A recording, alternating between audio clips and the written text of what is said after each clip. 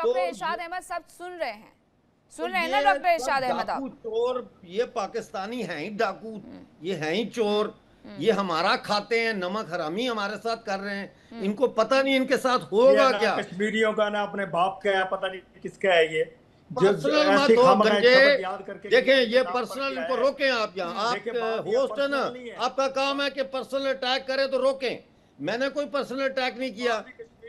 बिल्कुल डॉक्टर इरशाद अहमद, वो आपके सामने आंकड़े रख रहे हैं, आप आंकड़ों पर जवाब दीजिए। टीके लगाने वाले लोग बिठा देते हो तुसी, डॉक्टर इरशाद अहमद लगाने वाले लोग आपने बिठाए हुए मेरे। डॉक्टर इरशाद अहमद, आपने तमाम बातें सुन ली हैं, आपने उनके तमाम डेटा को भी सुन लिया है, तो कम से कम जो जवाब दे रहे हैं वो डेटा बेसिस पर आप भी दीजिए।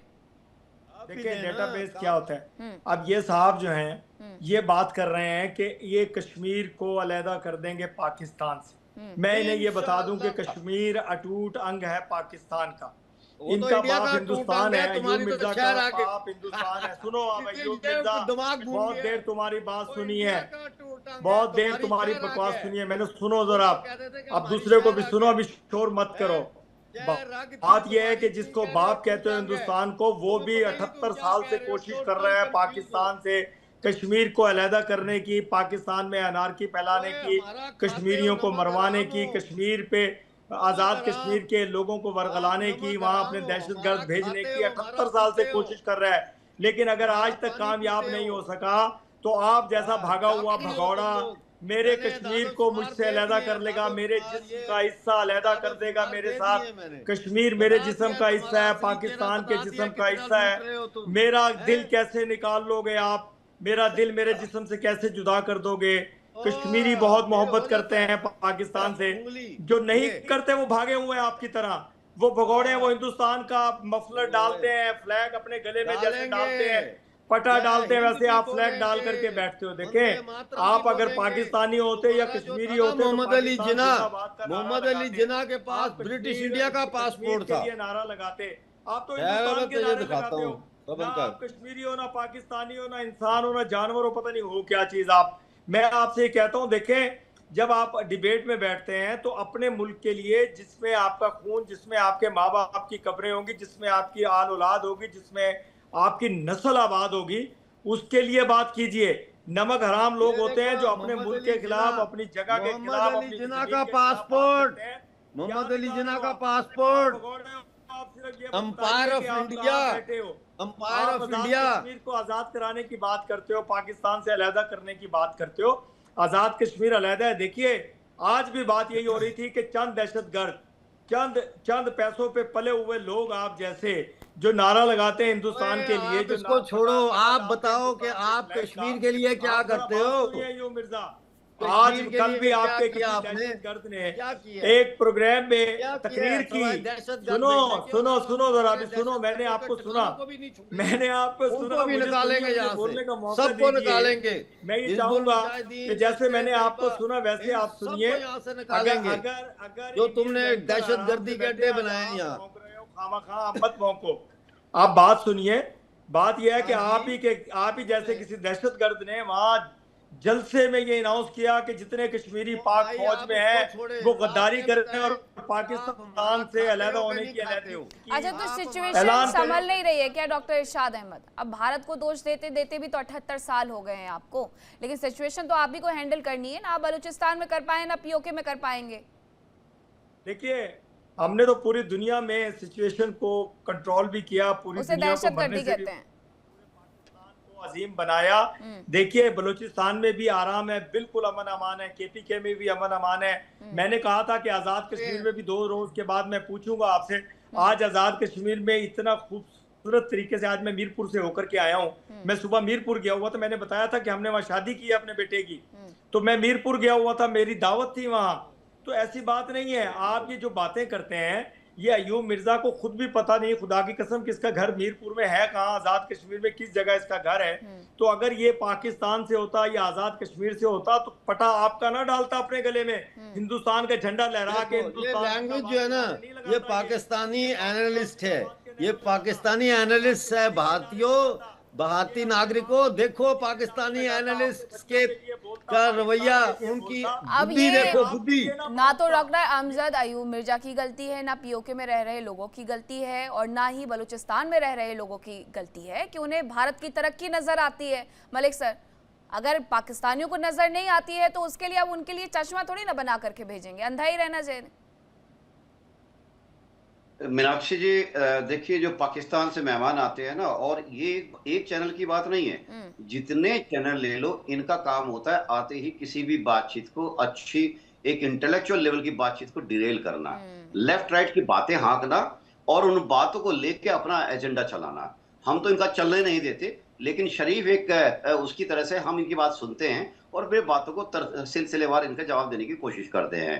देखिए, पाकिस्तान, एक बात मान लीजिए जिसका एक वर्ड है denial, the state of denial is equal to Pakistan. आज से नहीं है, डे वन से, जिस दिन से जन्म हुआ। यूं तो पाकिस्तान, अब कहते हैं पाकिस्तान के टुकड़े क्यों नहीं हो सकते, हिंदुस्तान के कोई सोच सकता था 46 में 45 में कि हिंदुस्तान के टुकड़े होंगे, लेकिन सिचुएशन ऐसी हुई, इनके जो फोर फादर्स थे उन्होंने गद्दारी की हिंदुस्तान के साथ, और उस गद्दारी के तहत अपने एजेंडे को चलाया, और अपने एजेंडे को लेके जो वो चलते रहे, जिन्ना साहब भी इनके वही थे, प्राइवेट बनना चाहते थे, प्राइवेट बनने के चक्कर में उन्होंने अपनी ईगो को इतना ऊपर कर लिया, लोगों को भड़काया, भारत के अंदर डायरेक्ट एक्सपेंडिचर करते हैं, और इन्होंने, नेताजी मेरी बात सुनो, हिंदुस्तान मेरे अजाद का था, आपके बाप का नहीं था, मुसलमानों की हुकूमत थी। क्या बात करते हैं, क्या बात कर रहे हो? हम तो अपना दिल का टुकड़ा आपको देकर के आए, मेरे अबाओ अजदाद पूरा दिल का टुकड़ा लेकर के आए। मेरे अबाओ अजदाद, ये बाप के लेवल पर जाओ मत, ये बाप के लेवल पर जाओ मत, ऐसी भाषा बोलूंगा कि तो बाप का, मेरे बाप का मुल्क था, मेरे बाप का मुल्क था, मेरे अबाओ अजदाद का मुल्क था हिंदुस्तान, आपके बाप का नहीं था। मैं कह रहा हूं, साफ हो, सपोले हो तुम, सपोले हो, जिसके घर में रहते हो उसके डसते हो, बाप बता रहे हो, बाप, तुम्हारा बाप क्या कर, तुम्हें बाप का पता है बाप कौन होता है? अरे अपने बाप का खून पीने वाले लोगों, तुम अपने परिवार को नहीं छोड़ते, तुमने पाकिस्तान का उसमें सांस सांस खींच के उधारा दिला दिया, कर्ज के अंदर डाल दिया, अपने लोगों को मार के बोलते हो हम उनके खरम को आए। अरे तुम तो जाके मीरपुर में दावत उड़ा रहे हो, उन लोगों के बीच में हंसाई कर रहे हो जिनको खाने को वहां पे अनाज नहीं है, जिनका वहां पे गिलगित बाल्टिस्तान में कितना है आटे का भाव, क्या है 10 किलो का, खुशहाल है, मैं मुसलसल कह रहा हूं, 5300 रुपए किलो तुम्हारा आटा बिक रहा है गिलगिट बाल्टिस्तान में, और तुम दावते उड़ा रहे हो। शर्म करो, टीवी पे आकर, यहाँ पे आके नेताजी की तरह बन के दांत दिखा के बोलते हो, और ऊपर से कहते हो बाप का नहीं था। हाँ, हमारे बाप का था, हमारे बाप का था। मैं आपको नहीं, आपको चिढ़ाता हूँ, आपकी दुम पे पाँव रखता हूँ, आपकी चीखें निकालता हूँ। नहीं, हमारी दुम उम नहीं है, हम तो तुम्हारी ऐसी जगह पाँव रखेंगे तुम बोल भी नहीं पाओगे, ठीक है? और मेरी बात सुनो इरशाद साहब, आपको नेताजी बोल रहा हूं, सम्मान दे रहा हूं, नेताजी बोल के नेताजी कह रहा हूं आपको। आपका अगर नेता का ये लेवल है पाकिस्तान का, तो आम जनता का क्या लेवल होगा? मैं ये कहता हूं मीनाक्षी जी, पाकिस्तान की बर्बादी का कारण ऐसे लोग हैं जो लोगों को सही रास्ता, सही भाषा नहीं बोलने देते। उनके यहाँ जो अनरेस्ट है उसको एक्सेप्ट कीजिए, उसको दूर कीजिए, लेकिन ये लोग ऐसे हैं जो जमात उद दावा के वहां पे अपने सर पे बैठाए हुए हैं। इनका फूफा लगता है क्या वो, जिसको बैठा के वहां पे अपना उसकी आवा भगत कर रहे हैं? वो आलिम है, हाफिज सईद साहब आलिम दीन है, उनके इदारे हैं, वो खिदमत। तुम्हारा क्या नहीं, तुम्हारा क्या लगता है? वो तुम्हारे इतनी मस्जिदें, इतने स्कूल हैं, पूरी खरम-खा करते हो आप पूरी उसकी अवाभगत करते हो, और ऊपर से बैठा के आपको नहीं मालूम है IC 814 के बदले छोड़ा गया था उसको, आपको नहीं मालूम है? और आपके देश में लेके वो मौज मस्ती कर रहा है, पूरी दावतें उड़ा रहे हो, और ऊपर से हमको कह रहे हो कि नहीं हम तो किसी को रखते नहीं। देखिए मेरी बात सुनिए, आप जहर बोओगे तो जहर ही काटोगे। वो सारी ऐसी चीजें, आपकी पीढ़ी भले ही मजे में चली जाए, आप भले ही यहाँ टाई लगा के मजे में बैठे, और आपका काम है लोगों के अंदर पर्सनल अटैक करना, उनकी बातें नहीं सुनना। जो मिर्जा साहब कह रहे हैं उनकी बातें सुनो, और उनकी जो शिकायतें हैं उन पर बात एक्सेप्ट कीजिए कि हाँ ये पीओके का कौन सा डेलीगेशन पाकिस्तान सरकार ने मिलने के लिए बुला लिया इरशाद, जहां आप उनसे बात करें, उनसे समझे कि उनकी समस्याएं क्या हैं? आप तो सीधे सीधे उन पर देशद्रोह का इल्जाम लगा देना चाहते हैं।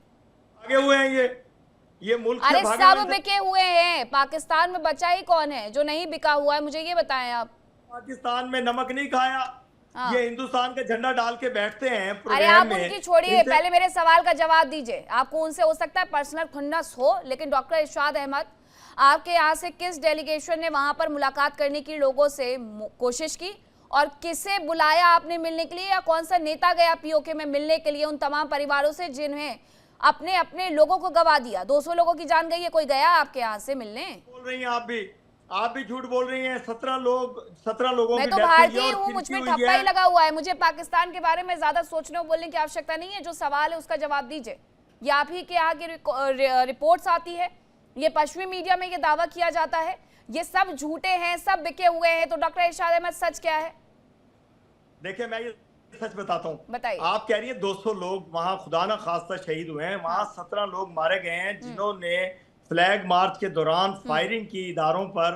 वो लोग मरना चाहिए था उन्हें, जो अपने इदारों पे, अपने मुल्क के खिलाफ, अपने लोगों के खिलाफ अनारकी फैलाने में, फायर करने में, दहशतगर्दी करने में इन्वॉल्व हो। उनको जिंदा रहने का कोई हक नहीं है। देखिए इंडिया डेली 24/7 अब आपकी स्मार्ट टीवी पर। इंडिया डेली मौजूद है सभी डिजिटल प्लेटफॉर्म पर लाइव और लगातार। इंडिया डेली 24/7 हर दिन राष्ट्र को समर्पित।